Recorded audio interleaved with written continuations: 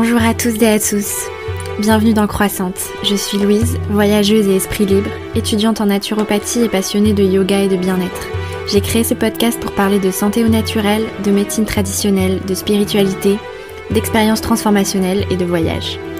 À travers le partage d'expériences d'éveil spirituel, de chemins de vie, de prise de conscience, de récits de voyage aussi bien lointains qu'à l'intérieur de soi, l'ambition de ce podcast sera de vous inspirer, de vous donner envie de vous reconnecter à vous-même, de vous transformer et d'incarner ce que vous voulez voir dans le monde. Le but est aussi de promouvoir avec mes invités les médecines douces et traditionnelles, l'univers mystique, ainsi que des façons alternatives et durables de voyager qui permettent selon moi de faire tout ce chemin. Alors commence par prendre une grande inspiration, ouvre bien ton esprit et tes oreilles, prépare-toi à recevoir plein d'ondes positives. Je te souhaite de passer un très bon moment avec moi. À tout de suite.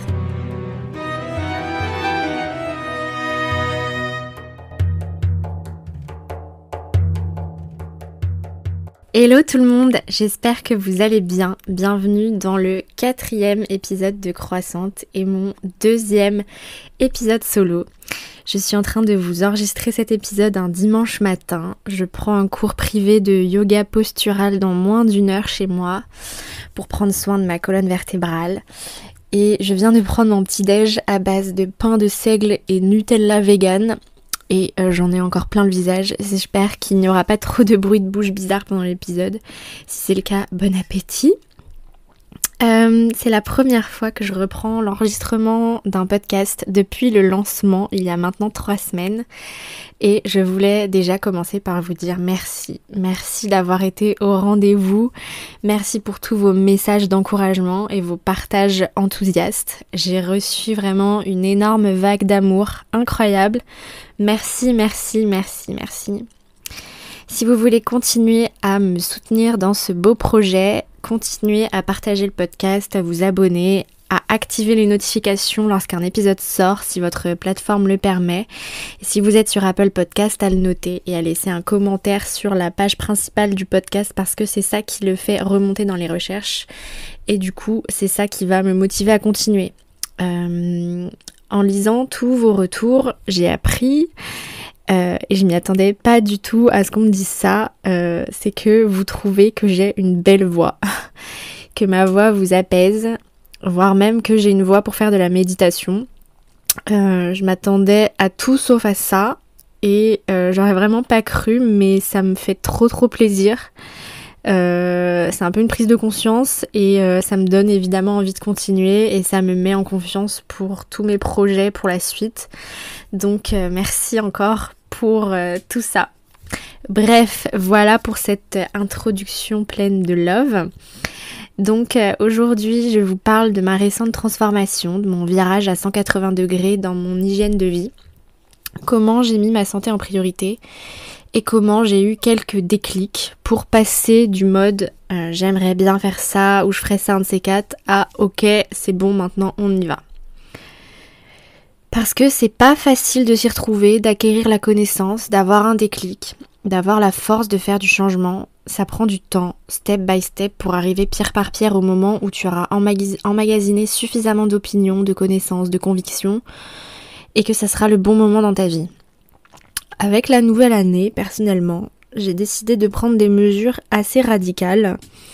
Mais en fait, c'est le fruit de toute cette période Covid, reconversion, que j'ai expliqué dans mon premier épisode. Et surtout, ma première consultation chez une naturopathe, où en fait, je me suis rendu compte que je minimisais à l'extrême mes problèmes de santé, alors que j'étais en train de continuer à me détruire en pensant avoir fait du chemin.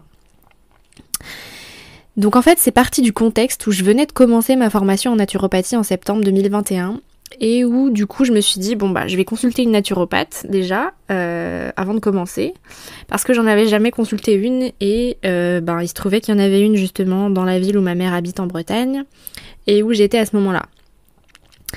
Je suis pas allée la voir parce que j'avais des problèmes de santé à régler. Enfin, si, mais c'était pas dans ce but-là que j'y suis allée. Mais parce que je voulais tester une consultation pour savoir concrètement ce que c'était qu'être naturopathe, en fait, tout simplement. Et en fait, donc c'est pas que j'avais pas de problème de santé, on a tous, de toute façon, des petits déséquilibres, des petits soucis, des petites choses à réajuster, que ce soit la peau, la digestion, le sommeil, etc. Mais en fait, j'en avais pas conscience. C'est même pas que j'en avais pas conscience, en fait, c'est surtout que je minimisais ces problèmes. Je les minimisais parce que de une, on ne nous apprend pas à connaître nos corps et nos symptômes. Et que quand on va chez le médecin, bah voilà, tu racontes ta vie, tes petits symptômes chelous, et bien souvent on te dit soit c'est dans ta tête, soit c'est bénin, ça va passer. Et je les minimisais aussi parce que j'avais développé certains symptômes via mon inconscient qui me permettaient de me rassurer sur certaines choses. Pour la faire courte, en fait, je pense que j'ai développé des forts problèmes de digestion pour compenser l'arrêt de mes crises de boulimie. J'avais beau avoir arrêté de me faire vomir, mon inconscient a trouvé un autre moyen de me vider le ventre 10 fois par jour, si vous voyez ce que je veux dire sans rentrer dans les détails. Et donc, en fait, pendant une consultation de naturopathie, le naturopathe établit avec vous ce qu'on appelle une anamnèse. C'est une longue série de questions visant à faire un bilan de santé et de vitalité, un historique complet de votre santé, de vos habitudes, votre régime alimentaire, etc. et de vos éventuelles pathologies, comportements addictifs, symptômes, etc. Et moi, j'étais vraiment dans un discours, ok, j'ai pas de soucis de santé, donc elle me posait des questions en fait, et j'étais genre, oui, ça, des fois j'ai ça, mais bon, c'est normal, oui, j'ai toujours eu ça, mais rien de fou. Jusqu'au moment où elle m'a regardée et elle m'a dit « Non mais Louise, c'est pas normal d'avoir ce problème quotidiennement 10 fois par jour. Non. » Ça a participé à me faire comprendre que je minimisais mes problèmes et que si je continuais comme ça, c'était la porte ouverte à des soucis plus graves et que je pouvais éventuellement me gâcher la vie. Et c'est aussi pour ça que voilà, j'ai voulu faire ce podcast parce que j'ai envie de donner envie aux gens de prendre leur santé en main en investissant dans des consultations, des thérapies holistiques qui vont en fait vous permettre de vous poser des questions, de vous remettre en question, de remettre les choses en perspective pour votre bien-être. Mettre sa santé en priorité, c'est aussi investir son argent dans soi-même, son développement, sa santé. Et voilà, si on hésite à consulter une naturopathe ou autre à 60-70 € la séance, sachant qu'il y a besoin peut-être que d'une seule séance ou deux pour déjà se poser des bonnes questions et avoir un shift hyper large, alors qu'on n'hésite pas à claquer tout son bif dans des bars ou dans des craquages shopping, en fait au bout d'un moment il faut se poser les bonnes questions et se questionner sur ses priorités. Donc en fait, l'autre élément contextuel aussi de cette prise de conscience et cette envie de mettre ma santé en priorité, c'est que au mois d'octobre, j'ai eu un très très très gros chagrin d'amour, comme j'en avais pas eu depuis de nombreuses années, voire jamais. Ça a été très très violent et j'ai cru que j'allais mourir de chagrin. J'ai jamais eu autant de symptômes physiques d'un choc émotionnel. En quelques jours, j'ai bloqué mes lombaires, mes cervicales, ma mâchoire qui craquait déjà, mais là je pouvais même plus ouvrir la bouche le matin. J'avais un début d'eczéma, j'avais aucune force physique. Mes intestins c'était Bagdad et j'ai passé au moins 3 semaines, 1 mois à pleurer entre 2 et 5 fois par jour sur les genoux de ma mère. Enfin bref, c'était la cata. Et à ce moment-là, je me suis dit...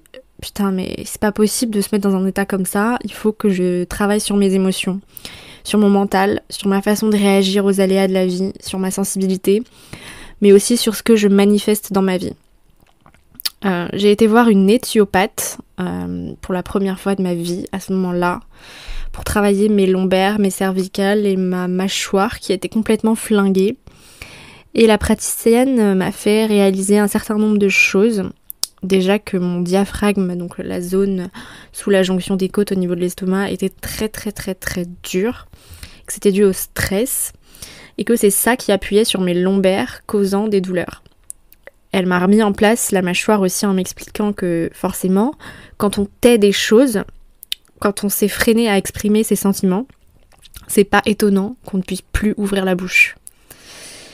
Elle m'a aussi questionnée sur l'apparition de ma scoliose, le contexte dans lequel j'avais ressenti ses premiers effets. Et voilà, ça m'a énormément apporté. J'ai eu un gros coup de cœur en fait pour l'éthiopathie. Si vous savez pas ce que c'est, c'est un mélange entre l'ostéopathie et les rabouteurs un peu. Enfin, allez voir sur internet. Et en fait, ça vous remet les vertèbres et les idées en place. Grâce à ces 2 consultations, naturopathie et éthiopathie, j'ai déjà réalisé que mes petits soucis de santé déjà n'étaient pas si petits que ça et qu'ils pourraient éventuellement me gâcher la vie plus tard et surtout qu'ils étaient causés par ma réaction au stress, au trauma et que j'avais le pouvoir d'agir là-dessus en travaillant de manière holistique, corps avec l'alimentation, etc. mais aussi l'esprit. La première grosse décision pour ma santé, ça a été de végétaliser mon alimentation et me tourner petit à petit vers le véganisme. Alors comment j'ai eu mon déclic pour l'alimentation végétale ? Donc voilà, j'ai toujours été plus ou moins intéressée par le véganisme, mais voilà, j'ai eu des phases dans ma vie où j'étais plutôt une grosse viandarde, donc ça a quand même été une grosse révolution. Le 31 décembre 2020, à 6h du matin, je me suis réveillée super tôt parce que j'étais trop excitée de partir en Martinique quelques heures plus tard. Et voilà, mes potes dormaient encore et je scrollais Instagram et je suis tombée sur un post d'un compte d'un mec fruitarien, hygiéniste assez extrême, mais je vous passe les détails. Mais en gros, c'était un post sur comment les scolioses, justement, apparaissent en lien avec la mauvaise absorption du calcium à cause des produits laitiers. Bon, je vous la fais courte parce que je vais pas faire un cours sur l'absorption du calcium et les protéines animales, etc. C'est pas le sujet, mais disons que ça a été un peu l'argument qui a fait déborder le vase. Et d'un coup, je me suis dit, ok, c'est bon, ça y est, j'ai le déclic, je me sens prête, on arrête les frais, je vais devenir végétarienne, végane, je vais tout faire pour. Et donc, à partir de ce moment-là, j'ai décidé que j'allais faire tout mon possible pour tendre vers une alimentation végétale. Donc le premier pilier de cette transition vers le chemin de ma santé, ça a été ça. J'ai décidé d'arrêter totalement la viande, d'essayer de manger vegan à 95%, on va dire. Je me suis fixé cet objectif dès le début. Je me suis dit, ok, je vais pas pouvoir être 100% tout de suite, c'est pas possible. Il faut que j'y aille petit pas par petit pas, mais quand même, je considérais qu'il fallait un peu de radicalité pour avancer quand même, vraiment. À ce jour, donc 6 mois plus tard, je suis restée flexible sur, par exemple, de temps en temps, les pâtisseries, les gâteaux, voilà, que je m'autorise de temps en temps, parce que voilà, il faut que je profite de la France avant de m'expatrier quand même, et que voilà, j'ai passé l'année à garder des enfants, donc j'étais constamment en contact avec ce genre de bouffe, et j'avoue, des fois, c'est trop dur de résister. Je me suis octroyé une flexibilité aussi sur la mozzarella des pizzas. Mais j'essaye d'être le moins flexible possible sur les autres laitages. Donc on peut dire que je suis pour l'instant flexitarienne à tendance végane. Donc le flexitarisme, c'est l'idée que le mieux est aussi valable que le bien ou que le parfait. On peut être flexitarien en mode je réduis la viande mais j'en mange de temps en temps de qualité, ou encore je mange vegan 90% du temps mais parfois je m'autorise un œuf ou un bout de fromage. Ça peut aussi être ok, j'arrête le poisson, sauf une espèce de poisson que j'adore particulièrement, qui est pêché localement, etc. Selon en fait ces critères éthiques. Ce qui est important quand on veut se diriger vers ce type de réflexion, c'est de se dire sur quoi, quand et comment moi je veux bien être flexible. Quelle flexibilité va m'apporter davantage d'équilibre à moi ? Peser un peu le pour et le contre sur chaque aliment en fonction de ses critères à soi de conviction, de goût, de besoin de nourriture, de plaisir. Qu'est-ce qui va compter le plus pour moi à tel moment précis ? Qu'est-ce qui va valoir le coup ? C'est l'écologie, l'impact sur la santé, le bien-être animal ou mon plaisir ? Le plaisir, c'est important aussi. Il faut aussi suivre son intuition et être indulgent avec soi-même. Tout ça pour dire que tout le monde devrait avoir, je pense, c'est ma conviction, une alimentation plus végétale. Mais voilà, il faut arrêter de se mettre des étiquettes. Et je voudrais rappeler qu'on n'est pas un régime alimentaire. On adopte, on pratique, mais ce n'est pas notre identité. Quand on dit je suis végane donc je ne fais pas ça, voilà, ce que vous mangez, ce n'est pas votre identité. On peut améliorer son alimentation sans être végane à 100% et on peut manger végane à 90% sans qu'on nous traite de personnes complètement incohérentes et se culpabiliser. Le tout, c'est de trouver son pourquoi et adapter ses pratiques à soi-même et à ses besoins. Alors la deuxième décision forte pour ma santé, ça a été d'arrêter l'alcool. Alors en fait, j'ai pas décidé d'arrêter complètement à tout jamais, mais en tout cas de ne plus en consommer de façon régulière et banale. En janvier, je m'étais dit que j'en consommerais uniquement aux anniversaires très importants, genre ma meilleure amie qui fête son anniversaire sur un bateau à Ibiza, le mien évidemment, à Noël, etc. Mais je ne veux plus boire sans conscience à chaque fois que je vais dans un bar 4 fois par semaine. Faut savoir quand même que l'alcool, c'est toxique. Les effets de l'alcool sont bien plus graves et rapides que certaines drogues. Et ça va sans dire que mes problèmes de digestion étaient très très très fortement augmentés par la prise d'alcool. Sans parler du fait que l'ivresse, ça peut être très agréable, très festif, mais ça peut aussi être un souci, comme dire ou faire des choses qu'on regrette, perdre le contrôle, se mettre en danger, etc. Je pense que voilà, vous pouvez vous identifier à ces moments peu glorieux. En plus de ça, voilà, moi personnellement, j'ai toujours picolé, mais je n'ai jamais vraiment apprécié le bon vin. C'est pas ma passion. Je déteste les alcools forts, mais j'en buvais quand même. J'ai pas spécialement de plaisir particulier à savourer un verre de vin. Et puis, surtout, je suis assez sensible. J'étais souvent obligée d'aller vomir pour dormir en fin de soirée, et les lendemains de soirée, j'étais très très souvent vraiment malade. Quand mes amis qui avaient bu plus que moi étaient en forme, moi c'était l'énorme migraine, la nausée à ne plus pouvoir sortir de la position allongée. Un déchet, sans pouvoir rien faire, sans avoir envie de rien faire. Et voilà, sans parler du moral dans les chaussettes que ce type de journée peut provoquer, surtout si on a fait n'importe quoi la veille et qu'on regrette. Donc je me suis dit en fait, c'est un choix lourd mais avec une énorme conséquence positive sur ta santé. Sans finalement impliquer un énorme sacrifice. Puisque il n'y a ni plaisir, ni vraiment de joie en fait à en tirer. Pour moi en tout cas. Donc là, au bout de 6 mois, en fait concrètement, ça m'arrive de prendre un verre sans que ce soit une soirée exceptionnelle. Peut-être 1 ou 2 fois par mois, juste un verre. Mais vraiment, juste parce que je sens que c'est un moment festif. Bon voilà, j'avoue, j'ai aussi eu le fait que les bars ont réouvert et tout au printemps, donc ça m'a fait quand même des occasions. Mais là, maintenant que voilà, les choses se sont tassées, qu'on a repris notre vie normale, je prends vraiment rarement de l'alcool. Quand je suis, par exemple, avec des gens qui me font rire et qui m'offrent un verre de champagne et que ça me tente, voilà, mais sinon, de manière générale, quand je vais au resto avec mes potes, quand je vais juste boire un verre, je prends systématiquement un Perrier. Je me sens pas frustrée. Pendant les repas de famille, que ce soit au resto ou pas, je suis à l'eau. Et même, en soirée, jusqu'à 3-4 heures du matin à danser, je suis à l'eau. Et ça me manque pas. Parce que, je me sens tellement mieux qu'avant. Je me sens beaucoup plus à l'aise en soirée et bien plus sociale et souriante que quand, je prenais de l'alcool pour justement être sociale et drôle. En fait, quand je suis en soirée et que je me sens bien et que je prends pas d'alcool, je me dis que je suis fière de moi, que je suis en train de prendre soin de moi et ça me met encore plus en joie pour faire la fête en fait. Je me fais la fête à moi-même quoi.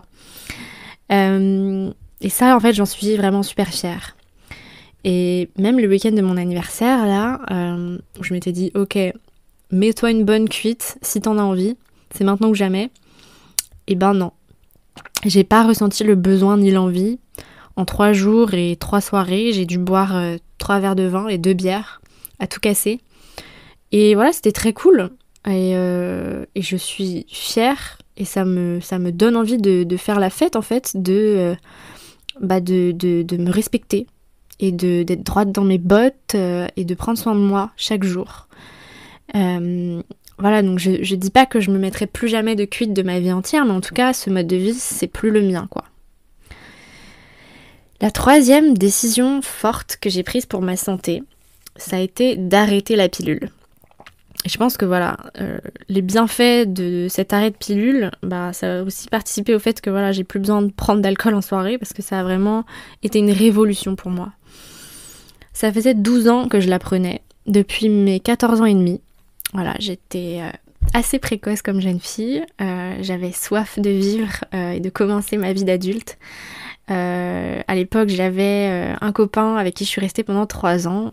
Donc avec ma mère, on a préféré la jouer safe et me coller sous pilule sans attendre. Parce que ma mère, ayant eu à vivre des avortements compliqués dans sa jeunesse, elle voulait me préserver de ce risque. Et voilà, je ne l'avais jamais arrêté depuis. Et voilà, j'ai quasiment jamais fait de pause, peut-être 1 mois entre deux, en changeant de marque une fois. Et même en période de long célibat, je l'arrêtais pas parce que je me disais, si jamais. Et en fait, la fin de cette phrase, je l'ai questionnée il y a pas très longtemps. Si jamais quoi ? Et en fait, j'ai réalisé un truc, j'ai fait un constat assez désolant. Alors ce constat n'engage que moi, c'est mon expérience, je m'attends pas du tout à ce que les filles qui m'écoutent s'identifient, mais je pense que ça peut quand même être cool de se questionner sur pourquoi on la prend. Voilà, en fait, je me suis rendu compte que moi, je continue à prendre la pilule, même en étant célibataire, parce que je me disais, si jamais je rencontre un mec qui me plaît, je veux pouvoir lui offrir mon corps sans qu'il ait à se soucier de quoi que ce soit, et sans qu'il ait à mettre de préservatif. Parce que comme ça, peut-être qu'il y a encore plus de chances qu'il veuille rester avec moi, comme si c'était un argument de plus qui allait faire que je méritais d'être aimée. Donc en fait, quand j'ai réalisé ça, je me suis dit, ouais, ça en dit long sur l'estime que j'avais de moi-même pendant toutes ces années et mon rapport affectif aux hommes. J'ai décidé d'arrêter la pilule aussi parce que j'avais envie de me reconnecter à mon corps, à mes vraies hormones, de voir comment je serais émotionnellement sans ça.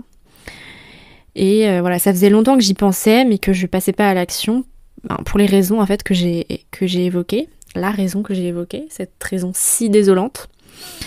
Comme je vous l'ai dit juste avant, dans le contexte de ce gros chagrin d'amour que j'ai eu à l'automne, ça a fait que je ne voulais plus en fait être approchée ni touchée par personne pendant une durée indéterminée, mais quand même assez longtemps. J'ai décidé de faire abstinence en fait pendant un bon petit moment, pendant environ 5-6 mois. Et du coup, je me suis dit, donc au début de cette période, c'est bon, du coup c'est le moment pour essayer d'arrêter la pilule. Donc en fait ça a vraiment coïncidé avec un processus de travail sur moi-même et sur mon attachement aux relations, au-delà de l'aspect santé physique hormonale que j'avais vraiment besoin en fait de ça pour ma santé mentale, émotionnelle, ma confiance en moi et mon estime de moi, qui sont en fait des aspects de notre santé qui sont tout aussi importantes que l'alimentation ou la digestion pour moi.